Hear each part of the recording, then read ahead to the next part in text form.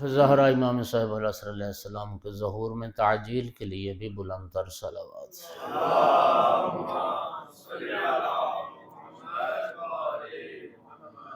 اعوذ باللہ من الشیطان اللعین الرجیم، بسم اللہ الرحمن الرحیم، الحمد للہ والصلاة علی اہلہا اما بعد۔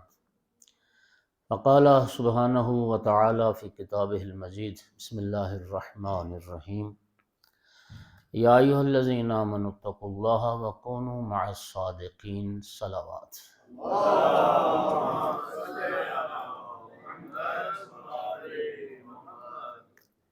مومنین کرام، ماہ ربیع الثانی اختتام کی طرف جا رہا ہے، اور یہ مہینہ امام حسن عسکری علیہ السلام کی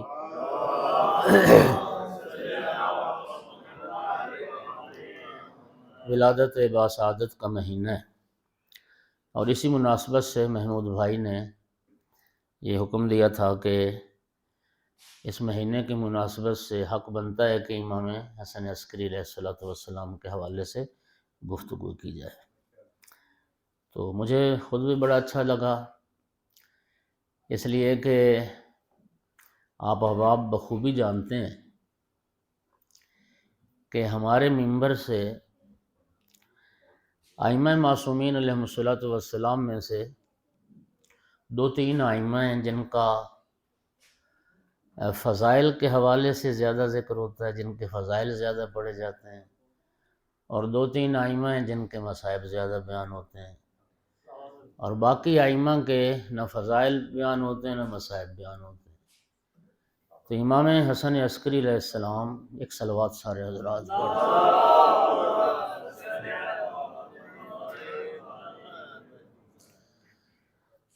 بھی ان ائمہ میں سے ہیں کہ جن کا تذکرہ کم ہوتا ہے، جن کا ذکر بہت کم ہوتا ہے، لہٰذا امام عسکری علیہ السلام کے حوالے سے ہی کچھ عرض کرنا ہے۔ پہلی بات تو میں یہ عرض کروں کہ امام عسکری علیہ السلام کی عزت، عظمت، فضیلت، شرف کے لیے یہ ایک بات ہی کافی ہے کہ آپ امام مہدی عجل اللہ فرجہ شریف کے والد بزرگوار۔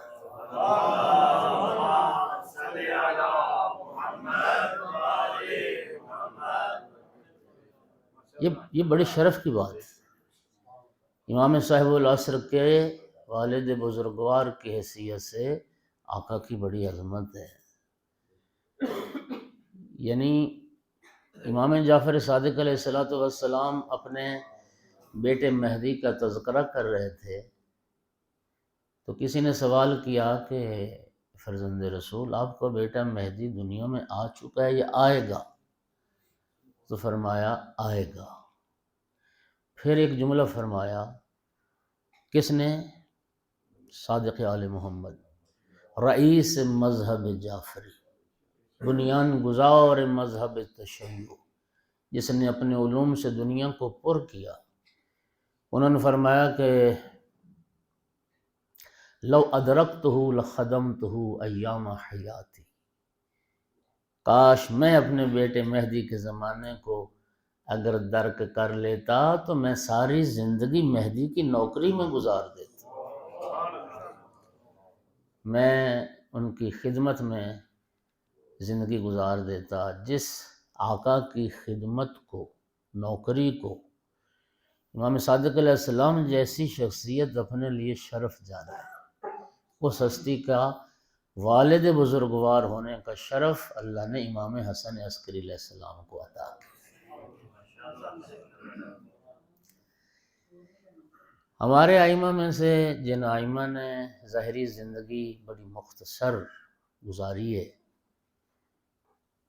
امام جواد علیہ السلام، ان کے بعد امام حسن عسکری علیہ السلام، 29 سال کل زندگی ہے۔ 4 سال کی عمر مبارک تھی آقا کی جب امام علی نقی علیہ السلام کے ساتھ سامرہ تشریف لائے تھے۔ شاید یہ لفظ میں ٹھیک نہیں کہہ پایا، تشریف لائے نہیں، ان کو تو قید کر کے گویا لایا گیا تھا، سامرہ میں باپ بیٹے کو لایا گیا تھا۔ عباسیوں نے بلوایا تھا، اور اس کی وجہ کیا تھی کہ دونوں باپ بیٹا کو سامرہ میں لایا گیا، اور پھر ساری زندگی اس باپ بیٹے کی سامرہ میں نظر بندی اور قید میں گزری۔ وہ ایک طرح کی قید تھی جہاں ان دو اماموں نے زندگی گزاری، اور پھر سامرہ سے نکلنا نصیب نہ ہوا، لوٹ کے مدینہ جانا نصیب نہ ہوا۔ اس لیے کہتے ہیں نا کہ امام حسن عسکری علیہ السلام ہمارے وہ امام ہیں جو حج بیت اللہ کے لیے بھی نہیں جا سکے، جو یہ فریضہ بھی ادا نہیں کر سکے۔ تو لایا کیوں گیا امام ہادی علیہ السلام اور امام عسکری علیہ السلام کو؟ اس لیے کہ ان عباسی ظالم حکمرانوں کو وہ خبر اچھی طرح معلوم تھی جو نبی کریم اپنے 12ویں جانشین کے بارے میں فرما کے گئے تھے اور بتا کے گئے تھے کہ میرا بیٹا مہدی اسمہ اسمی و کنیتہ کنیتی و شمائلہ شمائلی یملا اللہ بہ الارض قسطا وعدلا کما مولیت ظلم و جورا۔ میرا بیٹا مہدی میرا ہم نام، میرا ہم کنیت، میرے شمائل، صفات، خصوصیات، اوصاف کا مالک اور وارث ہوگا، اور اللہ میرے بیٹے کے صدقے میں اس دنیا کو عدل اور انصاف سے پر کرے گا، جس طرح ظلم و جور سے بھر چکی ہو۔ جس طرح فرعون کو نجومیوں نے اطلاع دی تھی نا کہ ایک بچہ پیدا ہونے والا ہے جو تیرے تخت و تاج کو ختم کر دے گا، اور پھر فرعون نے کوشش کی کہ وہ بچہ دنیا میں نہ آنے پائے، اس کا راستہ روکا جائے، اور اس کے لیے کئی راستے اختیار کیے۔ قرآن کہتا ہے کہ 70,000 بچہ بنی اسرائیل کا اس نے ذبح کروا دیا کہ موسیٰ دنیا میں نہ آنے پائے۔ رب العزت نے فرمایا اے فرعون، اسی موسیٰ کو تیری گود میں پروان نہ چڑھاؤں تو میں بھی خدا۔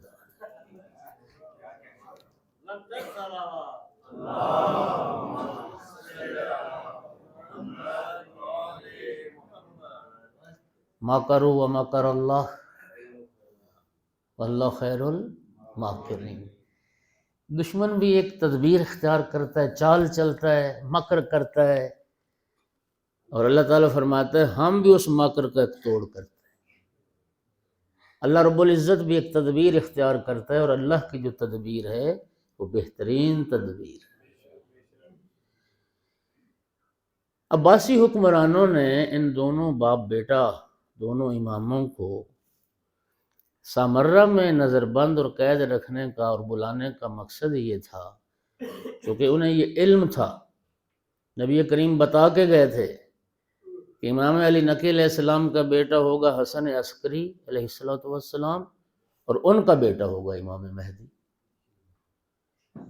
تو کوشش یہ تھی کہ وہ مہدی دنیا میں نہ آنے پائے جو ہماری حکومتوں کے لیے خطرہ بن سکتا، وہ راستہ روکنے کے لیے۔ اور یہی وجہ ہے کہ اس امام مظلوم کی زندگی بڑی مظلومانہ زندگی گزری ہے۔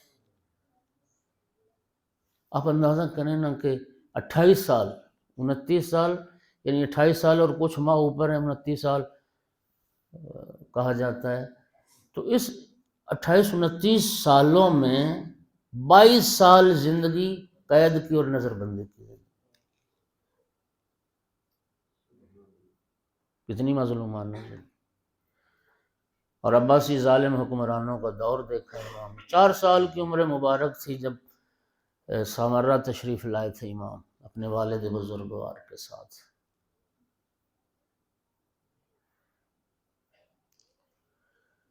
اور 6 سال امام علی نقی علیہ السلام کی شہادت کے بعد دور امامت۔ حالات اتنے سنگین کہ ہفتے میں 2 بار سوموار اور جمعرات کا دن امام عسکری علیہ السلام کو ان عباسی حکمرانوں کے دربار میں حاضری لگوانا پڑتی تھی، اپنے حاضر ہونے کی رپورٹ دینا پڑتی تھی، سامرہ سے باہر جا نہیں سکتے تھے۔ اور عباسی حکمرانوں کا اس بات پر بہت سخت پہرا تھا اور تلاش میں تھے کہ ہمیں یہ پتہ چلے کہ امام حسن عسکری کے ساتھ کن کن لوگوں کا ارتباط ہے، رابطہ ہے، اس امام کے شیعہ کون کون سے ہیں۔ یعنی یہ جو غیبت کبریٰ کا دور ہم اب گزار رہے ہیں، 1200 سال کے لگ بھگ ہو گیا عرصہ، یہ غیبت کا دور امام عسکری علیہ السلام کے زمانے سے شیعوں کے لیے شروع ہو گیا تھا۔ یعنی بہت تھوڑے شیعہ تھے امام عسکری علیہ السلام کے زمانے میں جنہوں نے امام عسکری علیہ السلام کی زیارت کی۔ حالات اتنے سنگین تھے کہ جس ہفتے میں 2 دن جب امام کو عباسی خلفاء کے دربار میں حاضر ہونا ہوتا تھا تو اس دن شیعہ کوشش کرتے تھے کہ چلو آقا کی سواری یہاں سے گزرے گی، راستے پہ چلے جاتے ہیں، وہیں پہ کھڑے کھڑے آقا کو سلام کر لیں گے، دیکھ لیں گے۔ خفیہ طریقے سے، مرموز طریقے سے آقا کی طرف سے پیغام آ جاتا تھا کہ میرے ان محبوں اور شیعوں کو یہ بات بتا دو کہ کل جب میری سواری آئے اور راستے سے گزروں، کوئی فرد بھی مجھے ہاتھ اٹھا کے سلام نہ کرے، اشارہ تک نہ کرے، ورنہ تمہاری زندگی خطرے میں ہے، تمہیں قتل کر دیا جائے گا اگر ان کو یہ پتہ چلا کہ یہ امام عسکری کا شیعہ ہے، امام سے یہ رابطے میں۔ تو اس لحاظ سے یعنی عملی طور پر غیبت کا زمانہ ہی تھا، وہ بہت مشکل حالات تھے اس وقت۔ اور امام علیہ السلام کی یہ میں سمجھتا ہوں کہ امام علیہ السلام کو اہل تشیع کی حفاظت بھی کرنا تھی، اس دین کے سلسلے کو جاری بھی رکھنا تھا، ہدایت کا سلسلہ جاری بھی رکھنا تھا۔ امام عسکری علیہ السلام کو امام مہدی عجل اللہ فرجہ الشریف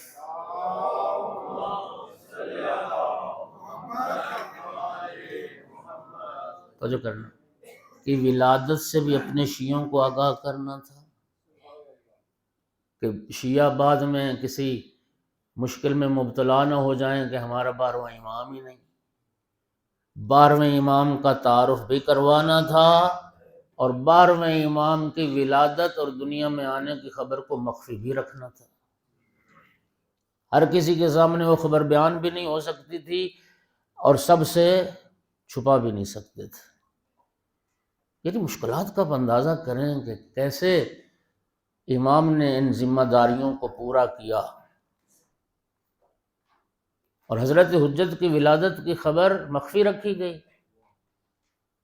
حضرت موسیٰ علیہ السلام کی طرح مخفی رکھی گئی، کیونکہ گھروں میں بھی جاسوس عورتیں مقرر تھیں، گھروں میں دائیاں جاسوس کی شکل میں موجود تھیں جو پل پل کی خبر عباسی حکمرانوں کو دیتی تھیں کہ امام کے کسی حرم میں بچے کی ولادت کے آثار تو نہیں،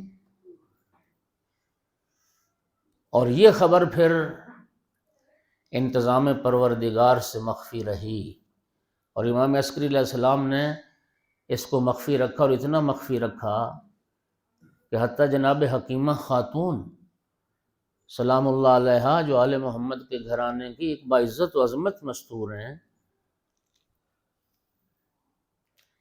جس صبح کو آقا کی ولادت ہونی تھی شب نیمہ شعبان، 14 شعبان المعظم کا دن، جناب حکیمہ خاتون کے 4 اماموں سے رشتے ہیں۔ امام محمد تقی علیہ السلام کی بیٹی ہیں، امام علی نقی علیہ السلام کی ہمشیرہ ہیں، امام عسکری علیہ السلام کی پھوپھی ہیں اور صاحب العصر کی دادی ہیں، اور جلالت ہے بی بی کی 14 شعبان جب تھی نا تو بی بی امام عسکری کے گھر میں تھی. شام کو جانے لگیں تو امام عسکری علیہ السلام نے فرمایا پھوپھی اماں آج آپ میرے گھر میں تشریف رکھیں. کیوں بیٹا؟ فرمایا پھوپھی اماں آج حجت خدا کی ولادت کی شب ہے. تو خود بی بی نے حیران ہو کے پوچھا بیٹا تمہارے کس حرم سے؟ فرمایا نرجس خاتون کے وطن سے. بیٹا میں تو نرجس میں بچے کی ولادت کے آثار ہی نہیں پاتی. فرمایا پھوپھی اماں یہ امر الہی ہے. یہ بھی فرماتی میں نے وہ رات گھر گزاری جناب نرجس خاتون کی خدمت میں اور رات گزر گئی. نماز تہجد کے لیے ہم اٹھی، نرجس بھی بیدار ہوئی، نماز شب پڑھی، کوئی خبر نہیں ہے، کوئی آثار نہیں ہے. تو یہ کہتی میرے دل میں نہ وسوسہ آیا، ایک شک سا پیدا ہوا کہ کہیں میرے بیٹے نے مجھ سے مذاق تو نہیں کیا. یہ کہتی میرے دل میں یہ خیال آنا تھا، پس پردہ سے آواز آئی پھوپھی اماں شک نہ کرو حجت خدا کی وقت آمد کا وقت بالکل قریب ہے، آپ سورہ قدر کی تلاوت شروع کریں. صلوات پڑھ دو محمد.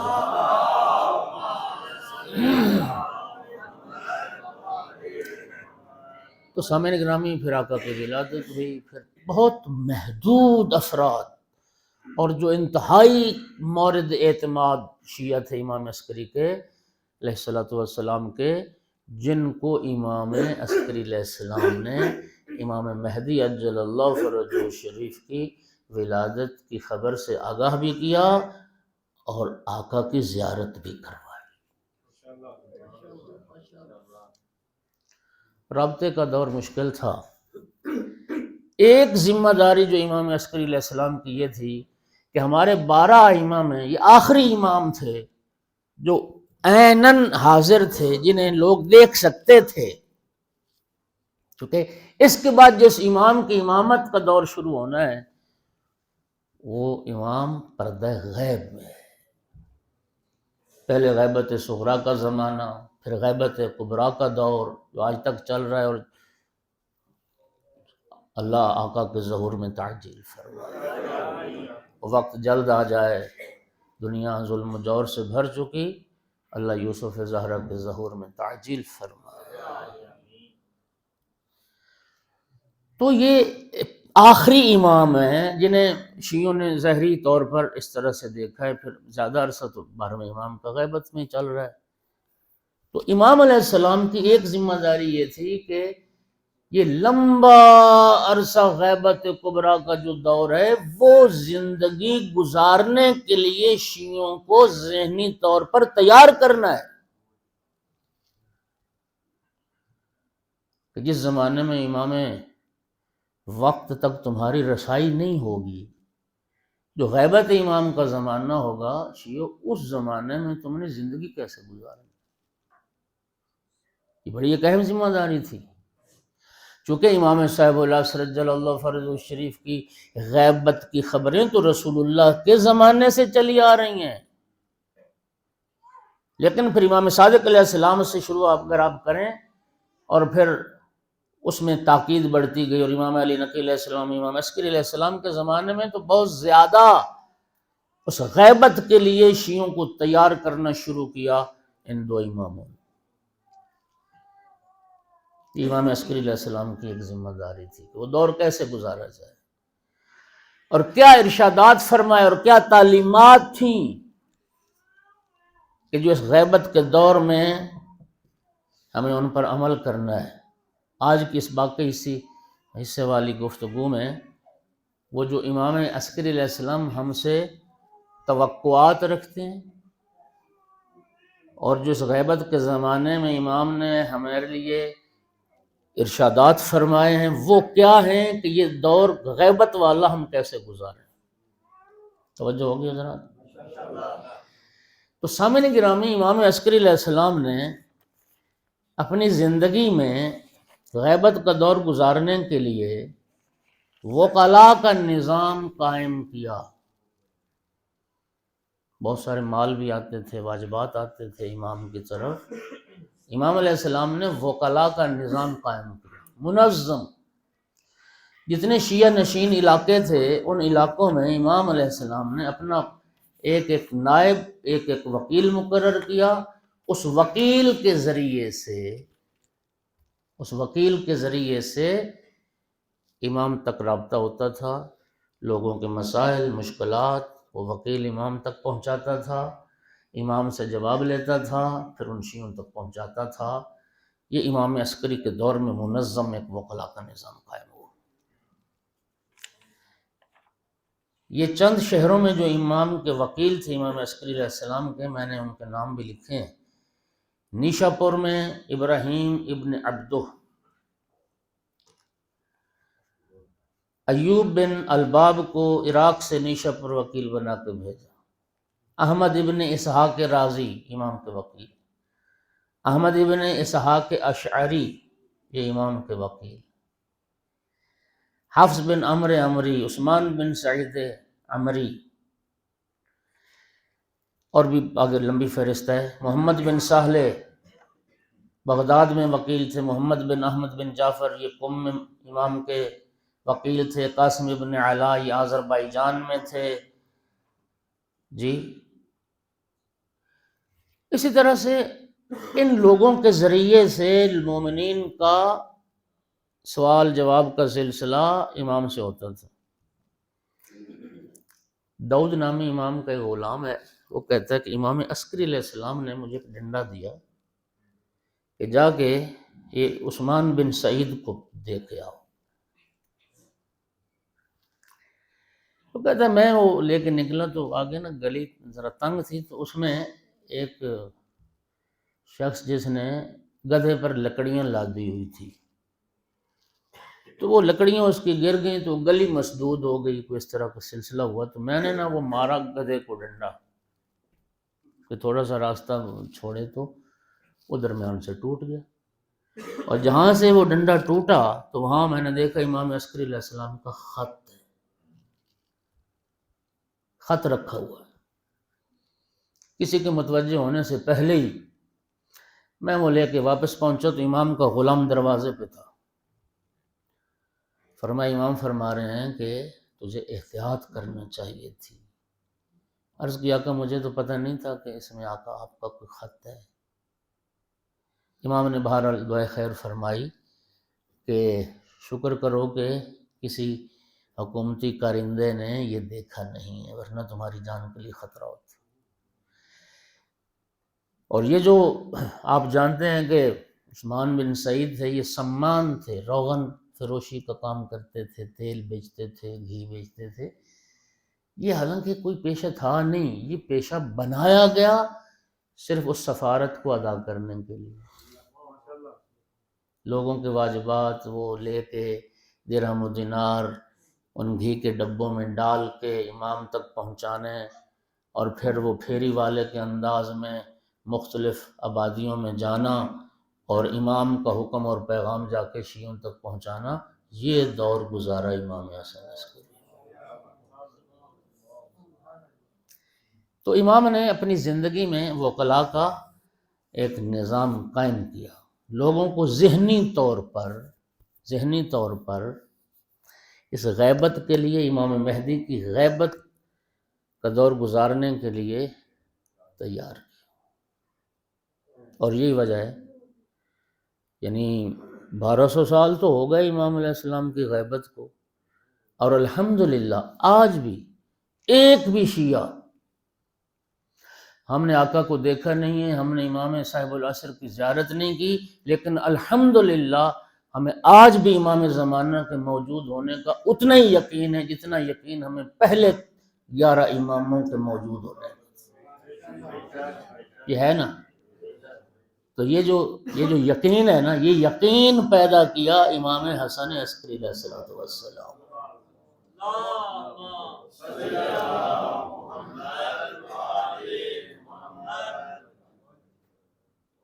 اللہ آپ کو جزائے خیر عطا فرمائے۔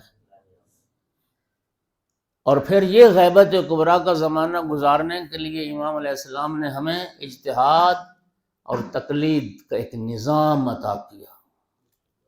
یہ معروف حدیث امام حسن عسکری علیہ السلام کی، فَأَمَّا مَنْ كَانَ مِنَ الْفُقَهَاءِ صَائِنًا لِنَفْسِهِ حَافِظًا لِدِينِهِ مُخَالِفًا لِهَوَاهُ مُطِيعًا لِأَمْرِ مَوْلَاهُ فَلِلْعَوَامِ أَنْ يُقَلِّدُوهُ۔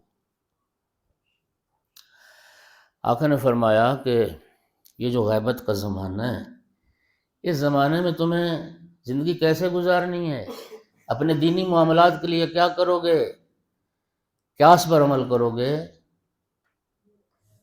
کدھر جاؤ گے، اپنی مرضی پر عمل کرو گے؟ نہیں۔ فقہاء میں سے جو فقیہ اپنے نفس کی حفاظت کرنے والا، اپنی خواہشات نفسانی کا مخالف، اپنے مولا کے حکم کا مطیع اور فرما بردار، فرمایا للعوام، خواص کی بات نہیں، جو عوام ہے عوام کو چاہیے یقلدو ہو کہ اس فقیہ کی تقلید کریں۔ تو یہ جو تقلید، آج تقلید اور مقلد اور مجتہد کا جو سلسلہ ہے، یہ امام عسکری علیہ السلام کا عطا کردہ اور تعلیم کردہ نظام ہے۔ پتہ نہیں لوگوں کو کیا تکلیف ہے اس نظام سے، شیطان کی تقلید میں انہیں کوئی تکلیف نہیں، ایک فاسق و فاجر کی تقلید میں انہیں کوئی تکلیف نہیں، ہندوؤں کی تقلید میں انہیں کوئی تکلیف نہیں۔ ہمارا آج تک معاشرہ ہندوازم سے اتنا متاثر ہے کہ ہم بہت سارے رسم و رواج میں ہندوؤں کے مقلد، لیکن جب بات آئے گی ایک فقیہ جامع الشرائط مجتہد کی تقلید کی، تکلیف ہونا شروع ہو جائے۔ میرے بھائیو، اور پھر طرح طرح کے شبہات ایجاد کیے جاتے ہیں۔ سب سے بڑا شبہ پتہ ہے ان کا کیا ہے؟ وہ کہتے ہیں جی ایک مجتہد کا فتویٰ کچھ ہوتا ہے، ایک کا فتویٰ کچھ ہوتا ہے، تو مقلد کدھر جائے گا؟ وہ شریف آدمی کو یہ معلوم ہونا چاہیے کہ سارے فقہا کی تقلید نہیں کرنی، ایک ہی فقیہ کی تقلید کرنی۔ بات صحیح سمجھ؟ اور جب میں نے ایک ہی کے فتوے پر عمل کرنا ہے تو مجھے کیا، اس سے کیا غرض ہے کہ دوسرے فقیہ کا فتویٰ کیا ہے؟ مشکل تو تب ہو نا مقلد کے لیے جب دو مختلف فتووں پر عمل کرنا ہو، تو پھر کدھر جائے؟ تو بھائی تو نے دو کی تو تقلید ہی نہیں کرنی، تو نے تو ایک فقیہ کے فتوے پر عمل کرنا ہے، لہٰذا مقام عمل میں تیرے لیے کوئی مشکل نہیں۔ یہ نظام جو ہمیں دینی مسائل سے آشنائی عطا کرتا ہے، دین سے وابستہ رکھتا ہے، یہ امام عسکری علیہ السلام کا عطا کردہ نظام ہے۔ اور اس نظام کے لیے ہمارے ائمہ نے کتنی تاکید فرمائی، ذرا سنیے، ایک صلوات پڑھو سارے حضرات۔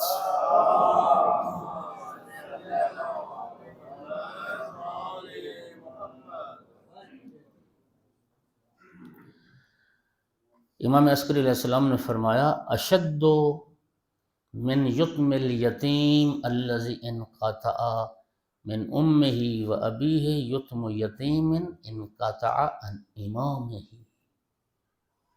فرمایا جس کا ماں باپ مر جائے اس کی یتیمی سے زیادہ یتیمی اس شخص کی ہے جس کی اپنے زمانے کے امام تک رسائی نہ ہو۔ اس لیے کہتے ہیں یہ جو دور ہے، یہ دور جس زمانے میں شیعہ جان اہل بیت کی امام وقت تک رسائی نہیں، یہ یتیمان آل محمد ہیں ہم، یتیمان آل محمد جن کی اپنے زمانے کے امام تک رسائی نہ ہو۔ اللہ اکبر۔ اس لیے آقا کی حدیث ہے کہ جب قیامت کا دن آئے گا نا،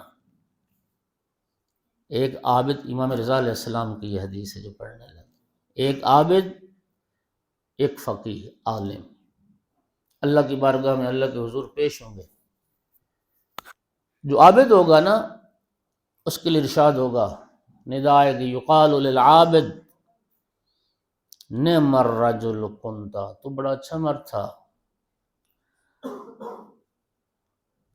ارشاد ہوگا کہ تیرا ہم و غم دنیا میں صرف تیری ذات تھی، تو صرف اپنی ذات کی فکر کرتا تھا، تو عبادت گزار بندہ تھا، اچھا تھا، لیکن تیری صرف کوشش اتنی تھی کہ میں جہنم سے بچ جاؤں، فادخل الجنہ، جنت تیرے انتظار میں داخل ہو جا۔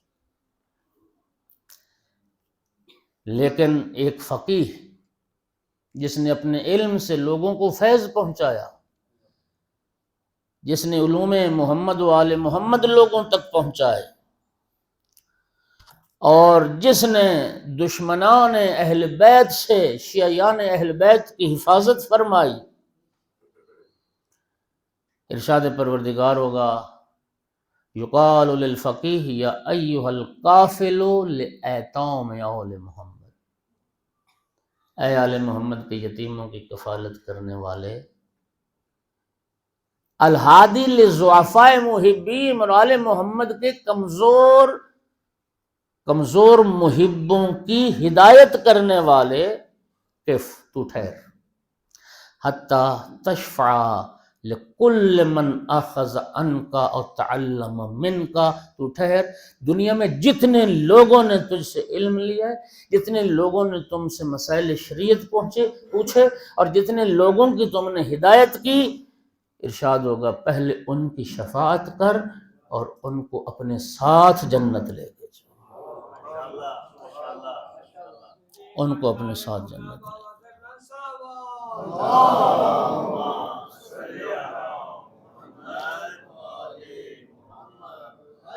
اور امام محمد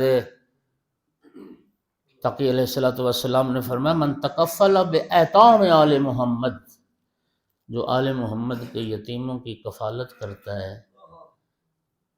وہ یتیم کون ہیں؟ المنقاطعین عن امامہم، جو اپنے امام سے کٹے ہوئے ہیں، جن کی امام تک رسائی نہیں ہے، المتحیرین فی جہلہم، جو جہالت میں سرگردان ہیں، الاسارى فی ایدی شیاطینہم، جو شیطانوں کے ہاتھوں میں اسیر ہیں، فی ایدی النواصب من اعدائنا، جو ہمارے دشمنوں کو جو ناصبی ہیں ان کے ہاتھوں میں جو اذیتیں برداشت کر رہے ہیں، فاستنقذہم منہم واخرجہم من حیرتہم، فرمایا جو شخص ان کو ان کی قید سے آزاد کرائے، ان کی حیرت سے نکالے، شیطان کے پنجے سے اور ان کے وسوسوں سے ان کو نجات عطا کرے، فرمایا وہ شخص اتنی فضیلت رکھتا ہے عام لوگوں پر کہ جتنا آسمان زمین پر فضیلت رکھتا ہے، اور عبادت گزار بندوں پر وہ عالم اتنی فضیلت رکھتا ہے جس طرح 14ویں کی رات کو چاند باقی تمام ستاروں پر فضیلت رکھتا ہے۔ یہ اجتہاد و تقلید کا نظام امام کا تھا۔ اب مجھے بتائیے جو اجتہاد و تقلید کی مخالفت کرتے ہیں وہ امام حسن عسکری علیہ السلام کی اطاعت کر رہے ہیں؟ الراد علیہم کالراد علینا، خود امام صاحب العصر نے فرمایا جو ان کی بات کو رد کر دے گا وہ ہمارے حکم کو رد کر دے گا۔ اچھا ہم گھبرا تو نہیں نہ رہے حضرات؟ عام مجلس میں اور اس محفل میں تھوڑا سا فرق ہوتا ہے، ورنہ مجلس کا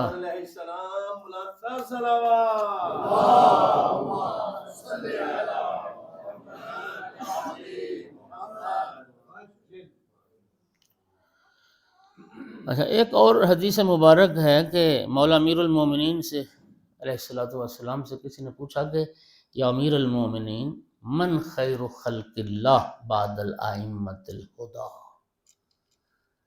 ائمہ ہدا کے بعد سب سے بہترین مخلوق خدا کون سی ہے؟ فرمایا العلماء اذا صلحوا، نیک اور صالح علماء ائمہ اہل بیت کے بعد سب سے افضل۔ سائل نے سوال بدلا فمن شرار خلق اللہ بعد ابلیس و فرعون و نمرود،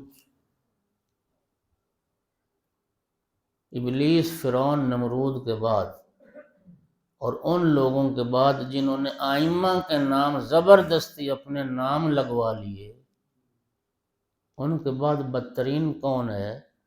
فرمایا العلماء اذا افسدوا، وہ بھی علماء ہیں جب فساد کرنے پہ تل جائیں اور فاسد ہو جائیں تو پھر ان سے بھی بدترین بھی علماء۔ مومنین کرام، آئیے اس غیبت کبریٰ کے زمانے کے لیے، چونکہ وقت تھوڑا رہ گیا، باقی چیزیں چھوڑ کے امام حسن عسکری علیہ السلام کی جو تعلیمات ہیں، جو امام ہم سے توقع رکھتے ہیں، وہ کیا ہیں؟ یاد رکھیں مومنین، انسانی ترقی مادی ہو یا معنوی ہو، یہ انسان کی فکر، غور و تدبر کی مرہون منت ہے۔ یہ ساری ترقی مادی معنوی غور و فکر کے نتیجے میں ہوئی ہے۔ اور امام عسکری علیہ السلام نے ہمیں یہ حکم دیا، علیکم بالفکر،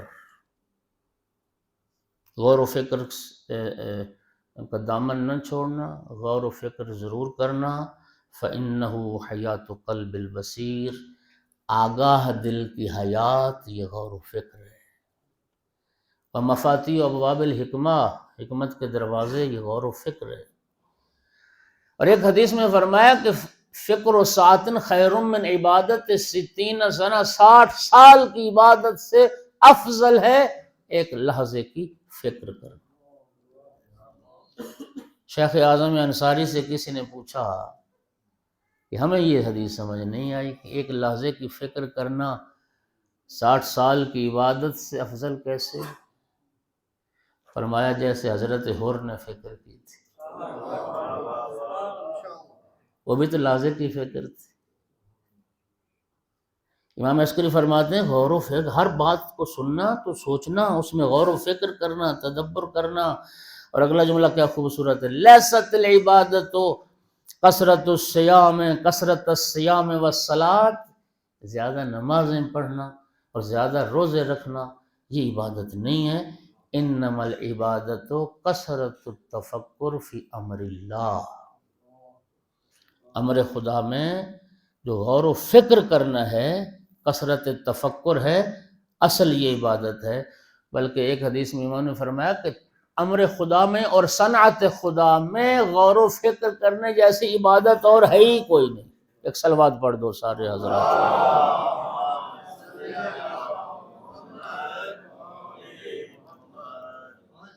اور یہ حدیث ذرا سنیے گا، امام جعفر صادق علیہ السلام نے ارشاد فرمایا کہ کان اکثر عبادت ابی ذر التفکر، حضرت ابو ذر رضی اللہ تعالی عنہ کی جو سب سے بڑی عبادت تھی وہ غور و فکر تھا، اور ہر چیز کو عبرت کی نگاہ سے دیکھنا، یہ حضرت ابو ذر کی سب سے بڑی عبادت تھی۔ دوسرا، امام نے ہمیں یہ حکم دیا اس غیبت کے زمانے میں، امام عسکری ہم سے یہ توقع رکھتے ہیں، کیا؟ ذرا سنیے۔ فرمایا کہ خصلتان لیس فوقہما شیء، دو خصلتیں، دو عادتیں ایسی ہیں جن سے بڑھ کر کوئی خصلت اور عادت نہیں ہے، الایمان باللہ ونفع الاخوان، ایک اللہ پر ایمان لانا، اور پھر دوسرے مرحلے پر صاحبان ایمان کو، جو ایمانی بھائی ہیں، انہیں فائدہ پہنچانا، اپنے ایمانی برادران ایمانی کو نفع پہنچانا۔ اللہ کی ذات پر ایمان لانے کے بعد یہ سب سے بڑی عادت اور خصلت ہے، اور یہ دو خصلتیں ایسی ہیں جن سے بڑھ کر کوئی اور خصلت نہیں۔ یاد رکھیے وہ فکر اور تفکر بھی اسی فکر اور تفکر کی اہمیت ہے جو انسان کو ایمان اور عمل کی منزل تک پہنچائے، ورنہ اس فکر سے مراد کوئی شیطانی فکر نہیں۔ اگلی جو بات امام علیہ السلام نے فرمائی اس غیبت کبریٰ کے زمانے میں 4 کام کثرت سے کرنا، 11ویں امام ہمیں حکم دے کے جا رہے ہیں، کرنا نہیں، کثرت سے کرنا 4 کام۔ پہلا، اکثروا ذکر اللہ،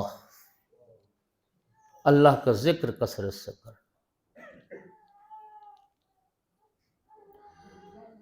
چھٹے امام سے کسی نے پوچھا کہ فرزند رسول، یہ جو اللہ تعالیٰ نے قرآن میں فرمایا یا ایھا الذین آمنوا اذکروا اللہ ذکرا کثیرا، اے ایمان والو کثرت سے اللہ کا ذکر کیا کرو، تو فرزند رسول یہ کثرت سے اللہ کے ذکر سے کیا مراد ہے؟ آقا نے فرمایا کہ جو شخص نماز واجب کے بعد ہماری جدہ سیدہ طاہرہ صلوات اللہ علیہا کی وہ تسبیح پڑھتا ہے،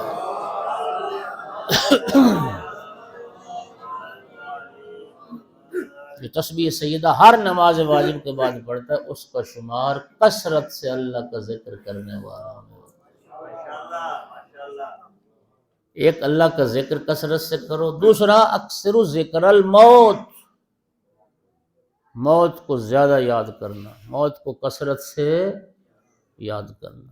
تیسرا فرمایا وا اکثر تلاوت القرآن، قرآن پاک کی تلاوت بھی کثرت سے کرنا۔ میرے خیال میں یہ تو شاید ہم ذہن پہ زور دیں نا تو ہمیں شاید ابھی اندازہ ہی نہ ہو کہ کتنا عرصہ ہو گیا قرآن پاک کھولے ہوئے، کتنا عرصہ ہو گیا قرآن کی تلاوت کیے ہوئے۔ اور امام عسکری فرماتے کثرت سے تلاوت کرنا۔ جی میں موضوع سے ابھی ہٹ نہ جاؤں، آگے بڑھتا ہوں۔ اور چوتھا کام جو کثرت سے کرنا، اکثر الصلاۃ علی النبی و آلہ، صلوات پڑھ دو۔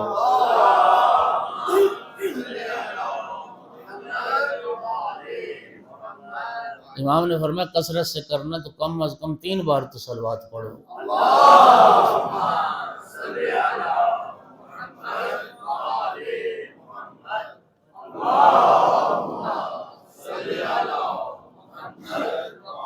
اگلی جو چیز امام نے اس غیبت کبریٰ کے زمانے کے لیے امام ہم سے توقع رکھتے ہیں، وہ امام فرماتے ہیں کہ اپنے نفس کا محاسبہ کریں۔ حاسبوا قبل ان تحاسبوا، قبل اس کے کوئی تمہارا محاسبہ کرے تم خود اپنا محاسبہ کرو۔ سرکار فرماتے ہیں کہ اقیس القیسین، اقیس القیسین، دانا ترین لوگوں میں سے، ہوشیار ترین لوگوں میں سے دانا اور ہوشیار وہ شخص ہے۔ امام عسکری کی نگاہ میں ہوشیار کون ہے؟ جو فیکٹری لگا لے، بحریہ میں پلاٹ ہو جائے، فارچونر وغیرہ وغیرہ۔ امام حسن عسکری کی نگاہ میں سب سے زیادہ باہوش، سب سے زیادہ ہوشیار انسان کون ہے؟ من حاسب نفسہ وعمل لما بعد الموت، اپنا محاسبہ کریں اور مرنے کے بعد، موت کے بعد کے لیے عمل کریں، وہ سب سے زیادہ دانا شخص ہے۔ محاسبہ، امام موسیٰ کاظم علیہ السلام نے بھی ارشاد فرمایا لیس منا من لم یحاسب نفسہ فی کل یوم، وہ ہم میں سے نہیں ہے جو ہر روز اپنا محاسبہ نہ کرے۔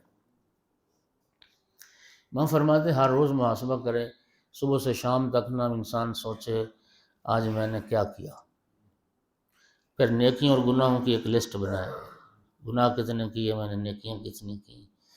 امام فرماتے ہیں محاسبہ کے نتیجے میں پھر کیا ہوگا؟ اگر تو نیکیاں کی ہیں پھر رب کا شکر بھی ادا کرے اور ان نیکیوں میں اور اضافہ کرے، اور اگر گناہ کیے ہیں تو پھر ان گناہوں کے رب سے معافی مانگے، استغفار کرے۔ اگلا جی امام توقع رکھتے ہیں، فرماتے ہیں اوصیکم بتقوی اللہ، میں تقوی الہی کی وصیت کرتا۔ آپ جانتے ہیں یہ وصیت ہر امام نے کی، تقوی کی وصیت ہر امام، متقی بنو، پرہیزگار بنو، والورا فی دینکم، دین کے معاملے میں اللہ سے ڈرو، خوف خدا رکھو، دین کو معمولی نہ سمجھو۔ والاجتہاد للہ، اللہ کے لیے کوشش کرتے رہو، وصدق الحدیث، سچ بولنا ہمیشہ، سچی بات کرنا ہمیشہ۔ آج کل لوگ بغیر وجہ کے جھوٹ بولتے ہیں، بغیر وجہ، اور جھوٹ اتنا عام ہو گیا معاشرے میں کہ جھوٹ تو اب گناہ رہا ہی نہیں نا مسلمانوں کے نزدیک، جھوٹ بھی کوئی گناہ ہے، حالانکہ یہ گناہ کبیرہ ہے۔ نبی کریم فرماتے ہیں لا یجد عبد طعم الایمان حتی یترک الکذب کلہ، اس بندے نے ایمان کا ذائقہ بھی نہیں چکھا جو جھوٹا ہے، مومن ہونا تو دور کی بات۔ اور فرمایا ادا الامانہ، امانت میں خیانت نہ کرنا، جس نے تمہارے پاس امانت رکھوائی اس کی امانت کو ادا کرو، چاہے وہ نیکوکار ہو چاہے فاسق و فاجر ہو۔ مولا امام سجاد علیہ السلام کا ایک جملہ ہے، فرماتے ہیں کہ اگر شمر میرے پاس وہ خنجر امانت رکھے جس سے میرے بابا کو اس نے ذبح کیا تو میں اس میں بھی خیانت نہیں کروں۔ امین بننا، وطول السجود، لمبا سجدہ کرنے کی عادت ڈالو، سجدے لمبے کرنا۔ ربیعہ بن کعب نبی کریم کے خادم تھے، 7 سال خدمت کی رسول اللہ کی، تو 7 سال کے بعد رخصت ہونے لگے تو نبی کریم نے فرمایا کہ ربیعہ کچھ مانگ تجھے عطا کروں۔ یا رسول اللہ کیا مانگوں؟ ایک رات سوچنے کی مہلت مانگی، میں کل مانگوں گا۔ دوسرے دن آیا تو سرکار نے فرمایا مانگو، کیا مانگتے ہو؟ یا رسول اللہ جنت میں آپ کی رفاقت۔ فرمایا یہ خیال تجھے کیسے آیا؟ یا رسول اللہ ساری رات سوچتا رہوں، پیسے مانگوں، لمبی زندگی مانگوں، صحت مانگوں، تو میں نے سوچا کہ ان ساری چیزوں کا انجام تو فنا ہے، ایسی چیز کیا مانگنی جو ختم ہو جانے والی ہو، وہ مانگو جو کبھی ختم ہی نہ ہو۔ نبی کریم نے فرمایا میں دعا کروں گا اللہ تجھے جنت میں میری رفاقت دے گا، ولیکن اعنی بکثرت السجود وطول السجود، لمبے سجدوں سے تو بھی میرا مددگار بن جا۔ کثرت سجدہ سے امام عسکری فرماتے ہیں کبھی لمبا سجدہ بھی کیا کرو، حسن الجوار، پڑوسیوں سے سلوک اچھا رکھو۔ یہ ساری وصیتیں کر کے نا آگے پتہ کیا فرمایا؟ فَبِهَذَا جَاءَ مُحَمَّدٌ صلی اللہ علیہ وسلم، صلوات تو پڑھو، آقا کا نام آیا۔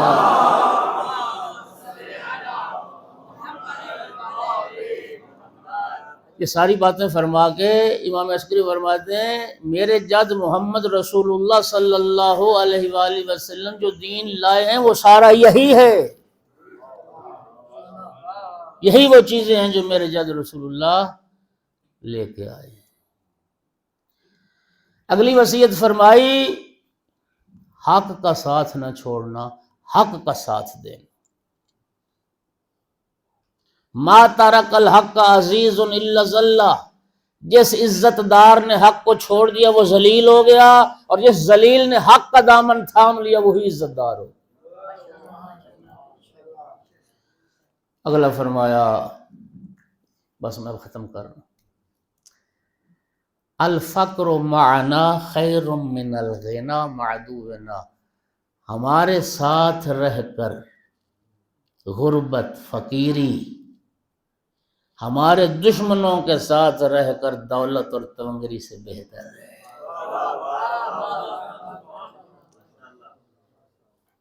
اور آخری حدیث فرمایا اتقوا اللہ، تقوی الہی اختیار کرنا، کونوا لنا زینا، ہمارے لیے زینت کا سبب بننا، لا تکونوا شینا،